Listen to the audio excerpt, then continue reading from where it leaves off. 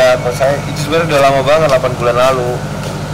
Iya, udah lama, bener-bener lama, tapi kita yang ya dinikmati, anggap aja mungkin ujian dari Allah supaya lebih baik gitu, setelah diri sampai akhirnya saya pengen tinggal gitu. Akhirnya ya ketika ada bantuan dari Allah, pokoknya jangan pernah saya merasa itu karena saya yang hebat, tapi karena Allah yang bantu, Allah yang izinin gitu. Jadi sebenarnya saya udah sama istri itu ya nahan, dokumentasinya kita lengkap semua, tapi kita nggak usah deh, yang penting mudah-mudahan Allah kasih yang baik-baik gitu. Nggak tahu tiba-tiba saya lagi di Arab Saudi, lagi umroh, naik berita begitu, padahal itu 8 bulan lalu, Masya Allah gitu. Dan saya udah berkali-kali menjalani prosesnya silent ya, kaminya sudah sangat kooperatif ngejalani semua, Masya Allah lah perjuangannya. Bahkan istri saya tuh bener-bener lagi berlahiran harus ke Mabes Polri gitu, itu sedih banget sih. Jadi tiap proses itu udah saya jalanin terus, saya kooperatif karena memang niatnya kita buka usaha ya lurus, semuanya kita daftarin gitu, hakinya juga udah keluar kan, hak BPOM juga gitu. Terus kita nggak ada nyiptakan produk yang yang macem-macem lah, karena niatnya memang coba dulu gitu, nggak niat langsung besar juga gitu. Kalau yang kita laporkan adalah penjiplakan ya, penjiplakan. Kalau kerugiannya ya imaterial dan material. Logo ya.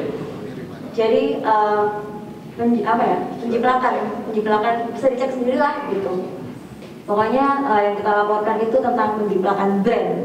Nanti gini, apakah ada perdamaian atau tidak? Ya nanti kita lihat ke depannya. Kita lihat ke depan. Jadi pada tanggal 13 Agustus 2021 itu Barreskrim menerima laporan polisi nomornya B4847 Romawi 2021 SPKT Barreskrim Polri. Di situ pelaporannya adalah, yang melapor adalah saudara Aldi Rizky. Yang bersangkutan itu adalah lawyer dari saudari saudari SP ya, saudari SP. Kemudian yang dilaporkan adalah terkait dugaan kejahatan merek ya, merek. Kemudian ada juga kejahatan terkait rahasia dagang, kemudian terkait masalah perbuatan curang, dan juga ada pasal KUHP yang lainnya. Di situ terlapornya itu adalah saudara PS. Kemudian ada PT PS Glow Kosmetik Indonesia, kemudian ada PT EJ. Ya, PT EJ. Nah, oleh penyidik dilakukan penyelidikan. Kemudian pada tanggal 29 Desember 2021 dari lidik dinaikkan oleh penyidik dari penyelidikan dinaikkan ke penyidikan. Pada saat berjalannya proses, ya, saya tambahkan saksi dari laporan polisi itu adalah saudara GWP dan saudara NSA. Ya. Nah, kemudian pada saat dilakukan penyidikan itu ditemukan fakta bahwa ada putusan komisi banding merek dari Ditjen KI Kemenkumham tanggal 20 Desember 2021 yang memutuskan menerima permohonan banding saudara PS dan memerintahkan Dirjen KI untuk menerbitkan sertifikat merek PS Glow. Nah, kemudian petikan putusan dari komisi banding tersebut disampaikan kepada penyidik pada akhir Januari kemarin. Kemudian penyidik meminta pendapat saksi merek, ahli merek atas putusan tersebut.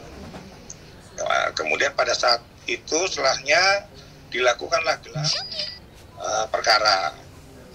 Dan dari hasil gelar perkara tersebutlah penyidik memutuskan pada tanggal 16 Maret 2022 kasus tersebut dinyatakan tidak cukup bukti atau dihentikan. Pihak kepolisian salah memberikan berita dan juga sudah diklarifikasi sendiri oleh yang bersangkutan. Jadi memang sampai saat ini belum ada laporan untuk saya dan juga untuk istri. Silakan ditanyakan langsung ke yang bersangkutan. Saya luruskan bahwa itu bukan pabrik MS Group, teman-teman semua. Itu adalah pabrik PT Cosmepek, di mana Cosmepek itu bergerak di bidang industri kemasan.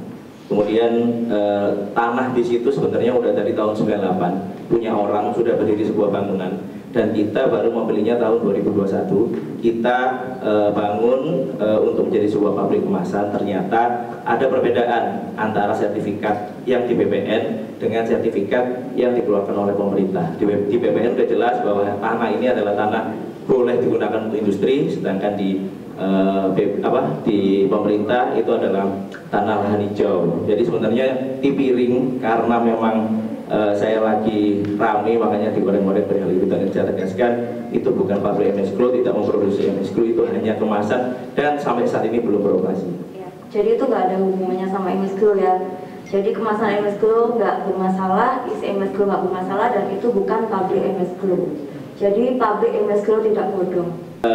Ada orang yang menggiring opini selalu, ya kan. Yang pertama perihal kedekatan saya dengan almarhum Ko Hendri, yang dianggap semua harta saya adalah punya almarhum, ternyata terbuktikan sendiri dengan adiknya, dijawab sendiri. Kemudian diteruskan lagi isunya, saya kenal dengan Kak Jedan, dijawab sendiri sama yang bersangkutan kalau saya sama sekali tidak kenal. Saya sendiri jujur di sini tidak pernah bertemu sama sekali dengan yang namanya Kak Jedan. Jadi apapun yang terus akan beredar bahwa money laundering atau apa itu sama sekali tidak benar. Semua yang saya kerjakan dengan istri adalah usaha dari usaha kita semua. Jadi dari awal saya tidak pernah menanggapi, sampai hari ini pun saya tidak pernah menanggapi. Jadi biarkan saja orang mau berkata apa, ya. Dan silakan saja juga bertanya ke yang bersangkutan. Yang pasti saya tidak pernah menanggapi, saya tidak pernah mau berkonflik dengan siapapun. Biarkan orang berkata jelek tentang saya, berkata buruk tentang saya, menjatuhkan saya, tapi saya tidak pernah menanggapi dan tidak akan pernah membalas.